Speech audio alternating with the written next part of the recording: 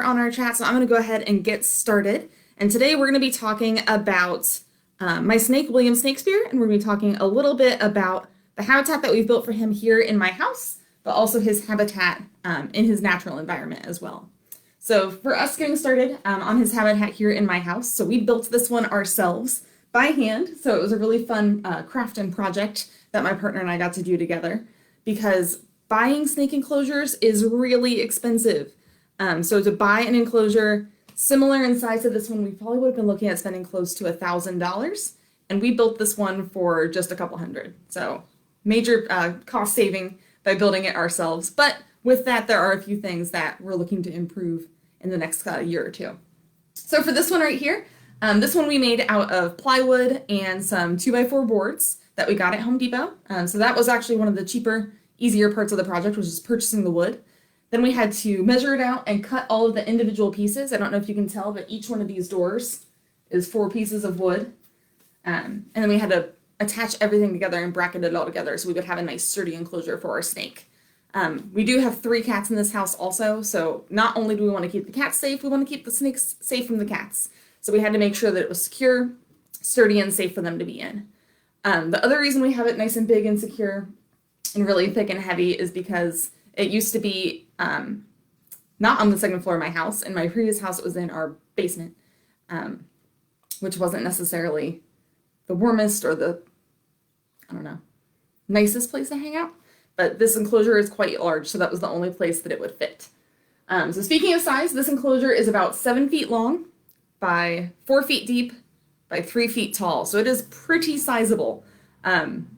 It's about as long as, it's longer than I am tall. It's big. And getting it up onto the second floor of our house to put in our snake room was a challenge. But this was the only place in the house that it would really fit without taking up the entire room, like the dining room.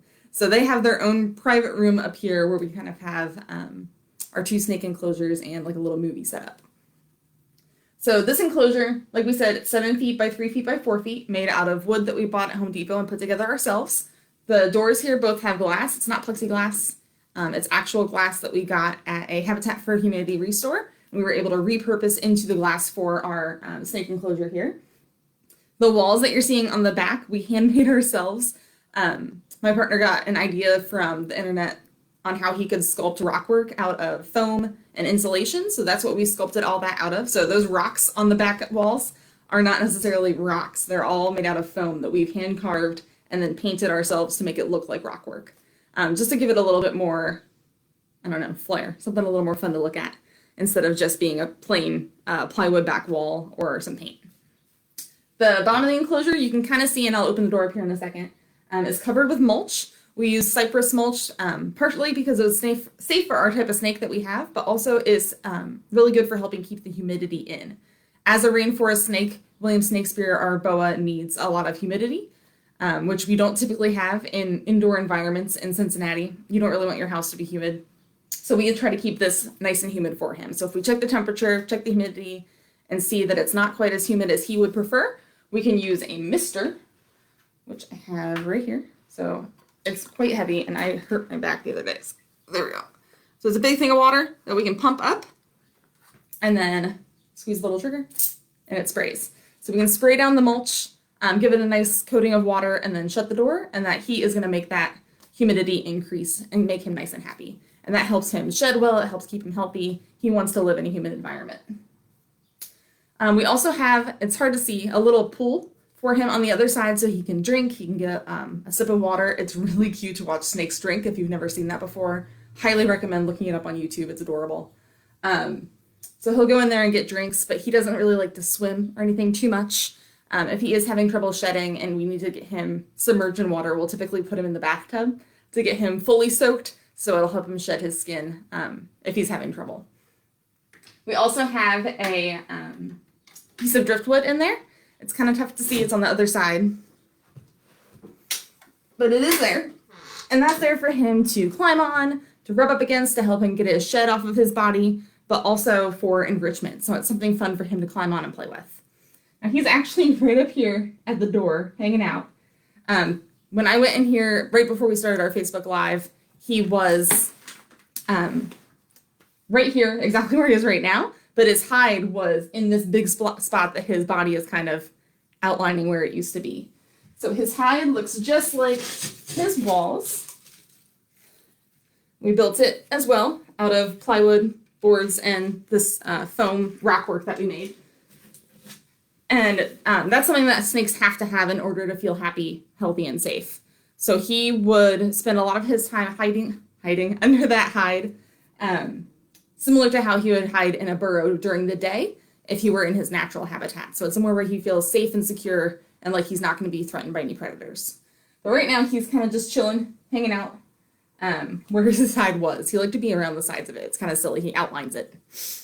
You can also see one of the lights up here. So we have 2 heat lamps in the ceiling. I've got 2 different types. We've got our basking lamp and our moonlight, which are going to be different heat levels and different colors. So the lights cycle on a timer throughout the day and overnight. So he has varying temperatures throughout the day, but also a warmer and a cooler side of his enclosure too. So he can thermoregulate or adjust his temperature himself just by moving from one side of his enclosure to another. I think that about covers the enclosure that we built for him. We only have to clean this out about once a month. You'd remove all of the mulch maybe once a month, once every other month, something about like that. Snakes aren't really very dirty animals. He only eats every 2 weeks, so really he only pees and poops about every 2 weeks. And we can just spot clean and take out the parts that are soiled when that happens, so we don't have to replace the entire mulch every time. So it's not quite as intense as having a litter box for your cat. One of the questions that we got after the last Facebook Live I did with William Snakespeare here was asking about how we cleaned up when he uses the restroom. So I specifically left this in here yesterday when I saw it, so I could show you guys, because I would bet most of you have never seen snake pee or poop before, and it's kind of weird. So I'm going to use tongs so I don't have to touch it with my hands, because I'm not going to leave you guys on Facebook Live while I run to the bathroom and wash my hands. But snakes urinate and defecate or pee and poop from the same location, which is called a cloaca.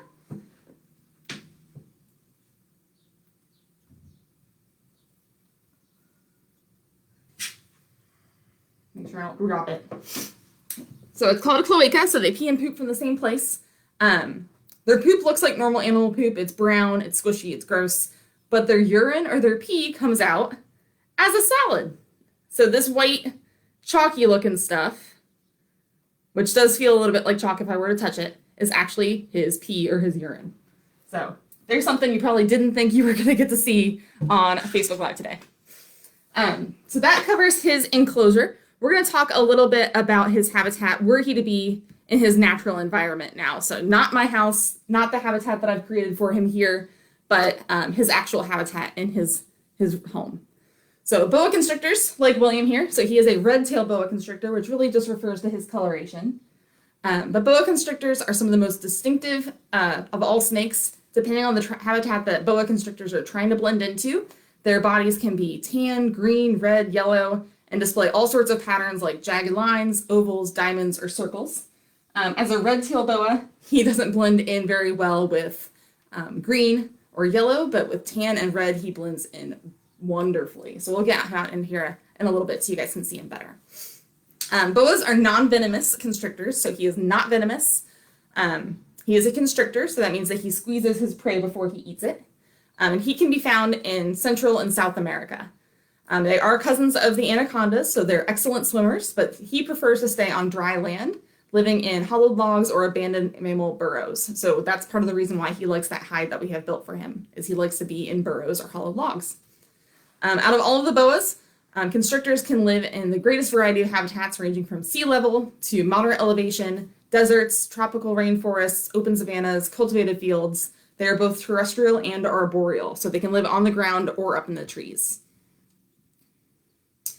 He is significantly smaller than his cousin, the anaconda. Boa constrictors can grow to be about 13 feet long and weigh more than 100 pounds. He does have small teeth, just like an anaconda or any other boa, and he can eat pretty much anything that would fit in the largest part of his body. So he can open up his mouth to be about this big.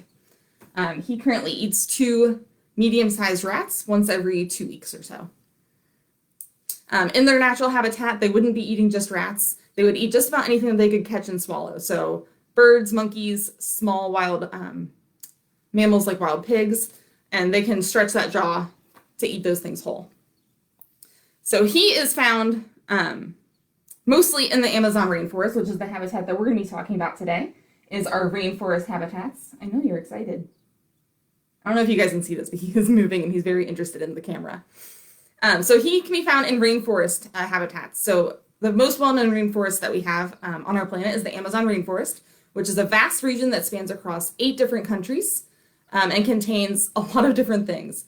So the Amazon rainforest contains 1 out of every 10 known species on the planet, 1.4 billion acres of forests, which is more than half of our planet's remaining tropical forests, 4,100 miles of river, and 2.6 million square miles is in the Amazon basin, so about 40% of South America as a continent, which is incredible.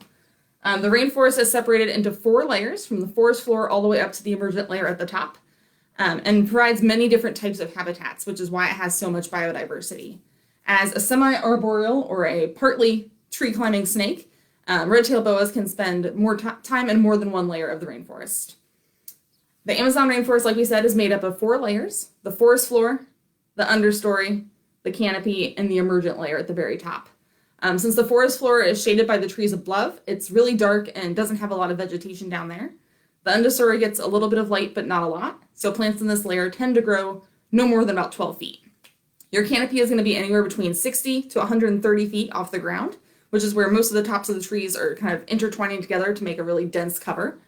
Since there's plenty of food up there, it's home to a large variety of mammals, reptiles, insects, and birds, including William Snakeskin, our red-tailed boa here. And the emergent layer is made up of the tallest trees that have grown taller than the canopy, so often as high as 200 feet. So up here you're going to find monkeys, insects, birds, a little less populated than the canopy below. So like we said, boa constrictors, including red-tailed boas, are semi-arboreal, which means they're home in the trees and on the ground. So at different times they can be found on all 4 layers of that Amazon rainforest. Juveniles or teenagers are more arboreal or tree climbing than adults and are more likely to go up into the understory or the canopy, while adults spend most of their time on the ground during the day, sleeping in burrows left behind by mammals. And then they are nocturnal, so they will come out at night in order to hunt and look for their food. So that's a little bit about his habitat here at my house and his habitat in his natural environment. I'm going to see if he'd like to come out and say hello. I apologize, there's no really good way to do this on Facebook.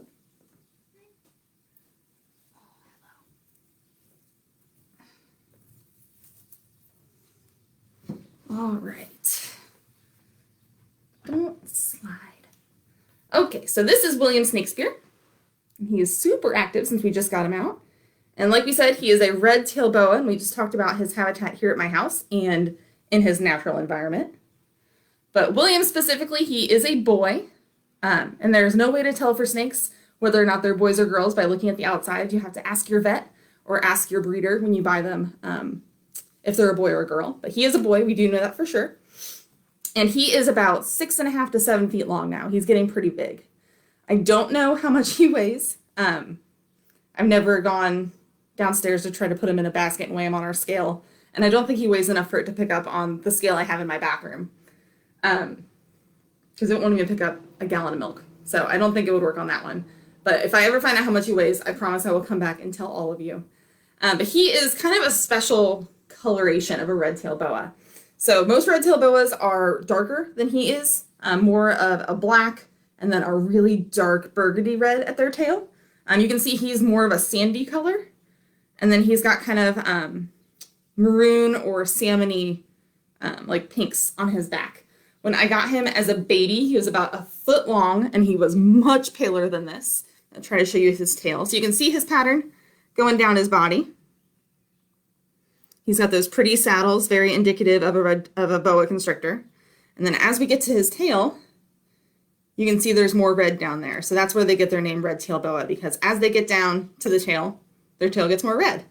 Now he, like we said, is a little different because he's more of that sandy, he almost looks like the Desert Storm camo that you might see at an army surplus store.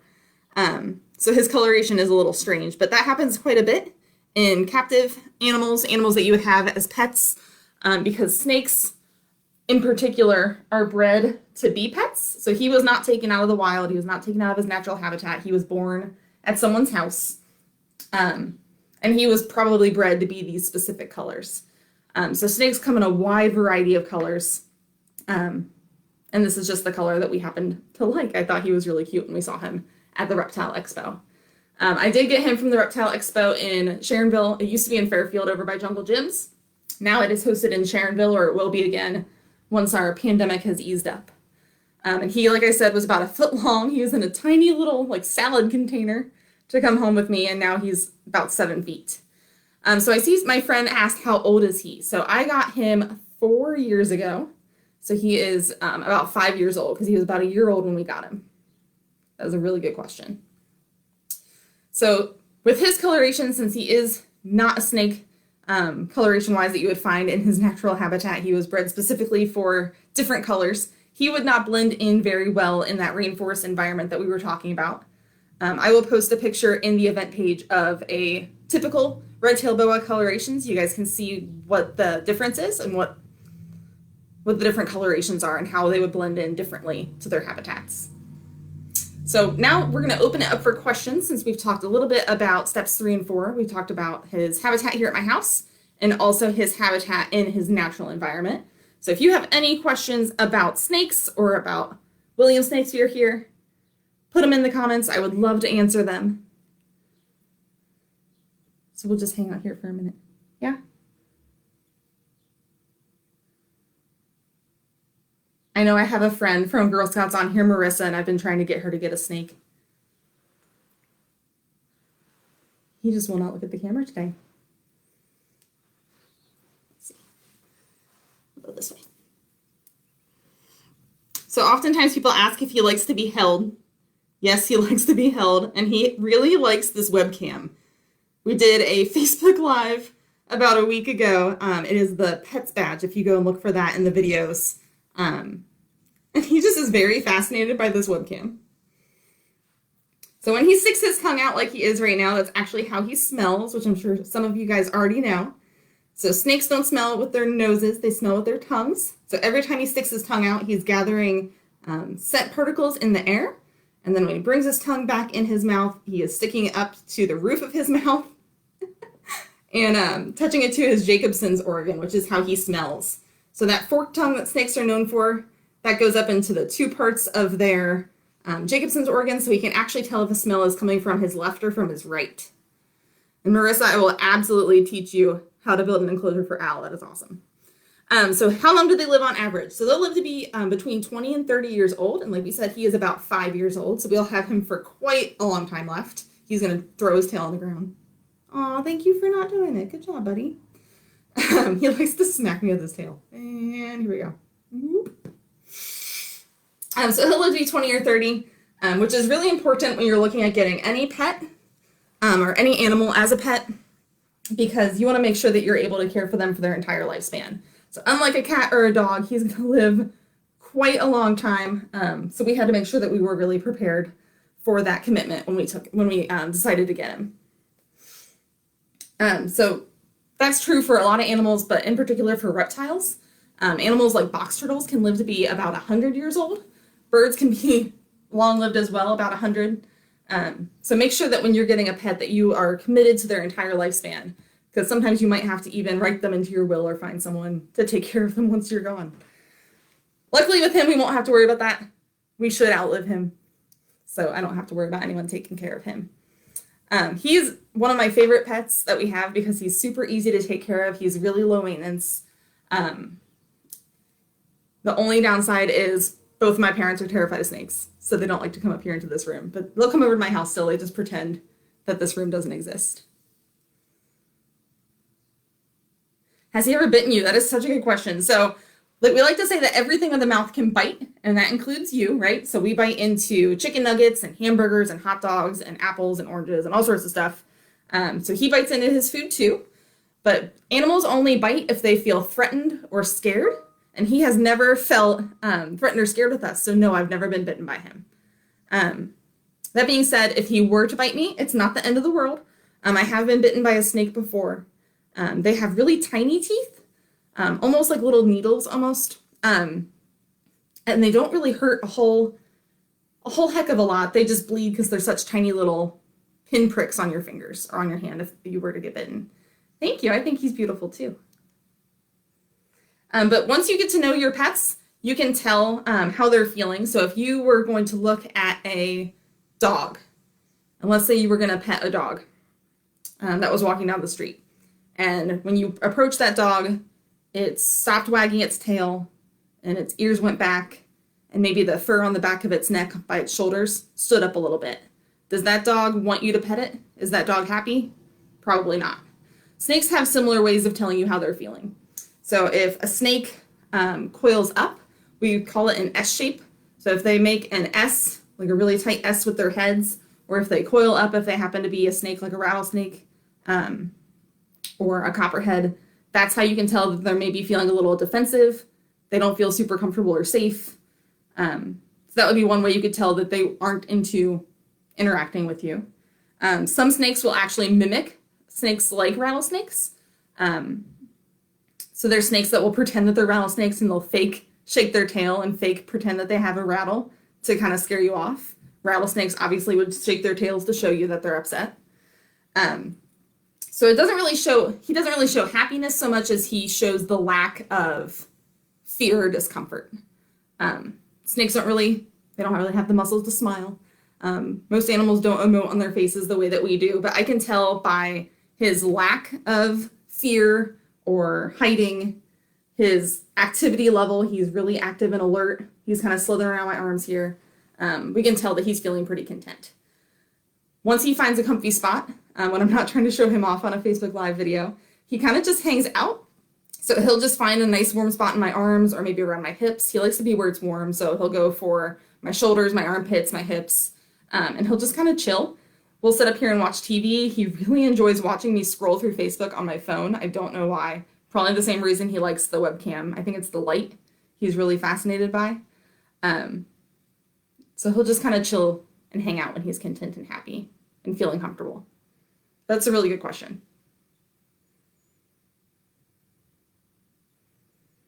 Any other questions for William? Or about his enclosure or his habitat? We'll give it a couple more minutes just because I know it's hard to type in these comment boxes and I never know how quickly they show up. So we're just going to hang out with him here for another minute or so.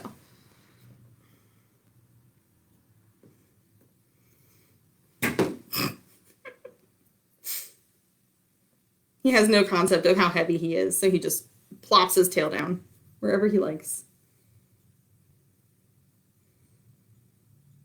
Trying to think of anything else I haven't said already about him. When you picture snakes moving on the ground, often you picture like a really slithery kind of a motion back and forth. He doesn't so much slither, he more moves in a straight line. I don't know if he would. We can give it a shot. Let's see.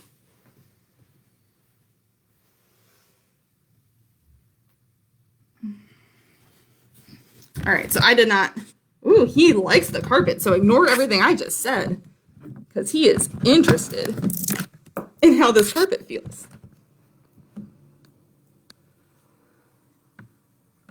So we haven't put him on this carpet before. We just moved into this house right at the beginning of quarantine, so this is a new experience for him. On sunny days, we'll take him outside, so he'll get to lay down in the grass and kind of feel the sun and just hang out. But he's liking this a little more than I anticipated. Let me see if I can. This is so hard with the laptop, I'm sorry. So now you can see a little bit better how long he is, now that he's not all coiled up in my arms. What do you think, dude? So the most interesting part about this right now is, like I said, I have 3 cats and a dog, so they spend a lot of time on the carpet here in this room. So he is smelling all sorts of smells right now.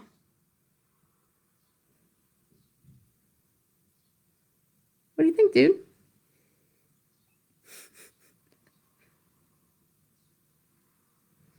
I think he likes it. So we're gonna put you back up here on the stand that I had you on. Let me pick my snake back up. All right.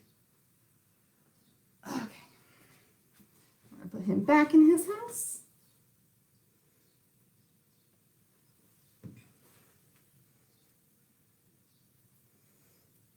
All right. Okay, so let's see here. Last question I saw was, what are his favorite foods? So he really doesn't eat a lot of different foods. Here at our house, he pretty much eats just rats. So he gets 2 medium-sized rats every 2 weeks. And that's all he eats. So since he's a reptile, he is cold-blooded or ectothermic, so he gets all of his body heat from outside of his body.